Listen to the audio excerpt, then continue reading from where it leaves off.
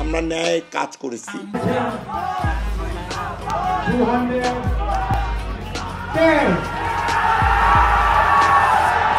I'm feeling high.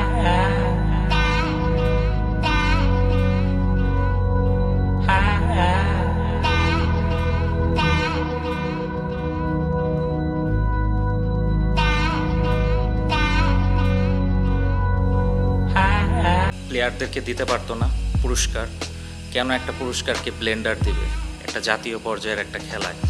ঠিক আছে, যারা স্পন্সর তারা হয়তো দিতে চায়নি, ফেডারেশন থেকে তো কিছু দিতে পারতো 10-15 হাজার টাকা। এটা একটা জাতীয় পর্যায়ের খেলা, একটা ব্লেন্ডার দেয় জাতীয় পর্যায়ের খেলা, দেখতেও তো কেমন লাগে।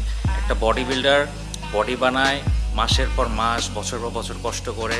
ব্লেন্ডার আসলে ওখানে দেওয়া হয়নি, সাথে আপনার ক্রেস্ট ছিল টপ 6-এর এবং মেডেলও দেওয়া হয়েছে, সার্টিফিকেটস। ফার্স্টকে আপনার টাকা মানে ক্যাশ অ্যামাউন্টও দেওয়া হয়। এখন আপনাকে একটা কোম্পানি স্পন্সর করতেছে, সে তো চাবেই যে আপনার প্রোডাক্টটা তার প্রোডাক্টটা দেওয়া হোক বা ওইটার একটা নিউজ হোক। এটা আপনি বাইরের ইস্যু দেখবেন যে ব্যাগস এভরিথিং দেয়, বাট তার সাথেও দেওয়া হয়। সো আসলে ব্লেন্ডার যে একটা ফানি ওয়েতে সহজে ব্লেন্ডার দিয়ে একটা বডি বিল্ডার, এখন যে স্পন্সর করছে তার রিকোয়ারমেন্ট হচ্ছে ব্লেন্ডারই দিতে হবে। সো সেভাবে আসলে আমরা এই ব্লেন্ডার ফ্যান এসব আমাদেরকে দেওয়া হয়। তার মানে ব্লেন্ডারও ফ্রি পেয়েছে ফেডারেশনের পক্ষ থেকে, বিজয়ীদের কিছুই দেয়া হয় নাই।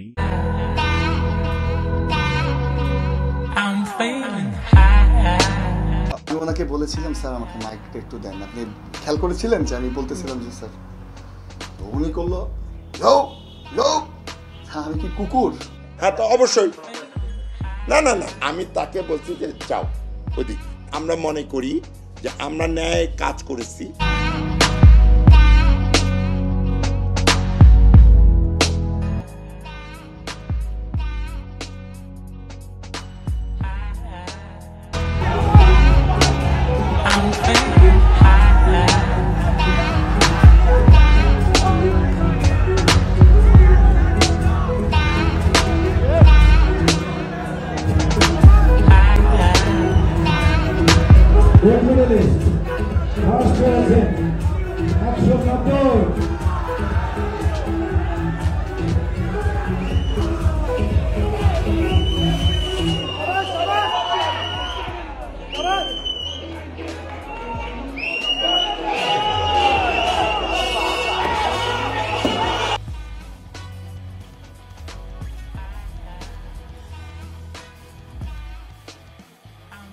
ও যদি এরকম ভায়োলেন্ট না হতো, এটা কি নিউজের শিরোনাম হতো?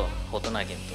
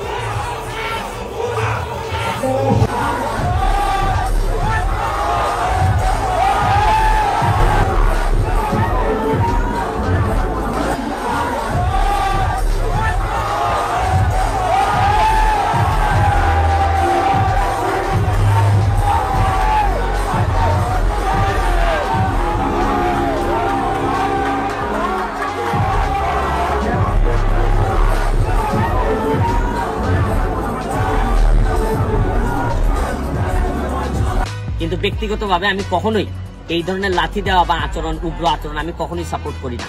কিন্তু তারপরও যে সব জিনিসের কারণে আপনাদের সামনে এই ভিডিওটা নিয়ে আসছি, যে বাংলাদেশে কিভাবে রত্নগুলা নষ্ট হয়, বাংলাদেশে কিভাবে মেধাগুলা নষ্ট হয়, এইটার প্রমাণ হচ্ছে কি এই জাহিদ হাসান শুভ। আপনি দেখেন যে এই শুধু এই জায়গা পর্যন্ত পেটটারে বানাইতে তার 2 লাখ টাকা লাগছে, শুধু 4 দিন পানি না খেয়ে পর্যন্ত সে থাকছে।